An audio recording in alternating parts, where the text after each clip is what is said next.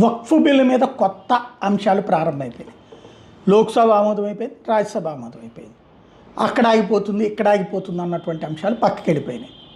సరే, దీన్ని ఇక్కడ ఆంధ్రప్రదేశ్లో వచ్చేటప్పటికి వైఎస్ఆర్ కాంగ్రెస్ పార్టీ వ్యతిరేకించి తెలుగుదేశం సమర్థించింది.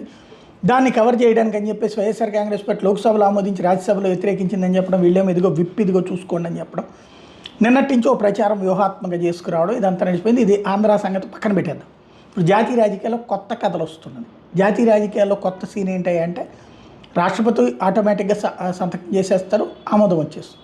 కానీ ఇప్పుడు అసలు కథ నడవబోతున్నటువంటి కాన్సెప్ట్ ఏంటంటే కోర్టు, సుప్రీంకోర్టు మతపరమైన వ్యవహారాలలో ప్రభుత్వపు జోక్యం చేసుకుంటోంది, మత స్వేచ్ఛకి భంగం కలిగిస్తోంది అని నడుస్తుందా ఇక్కడ?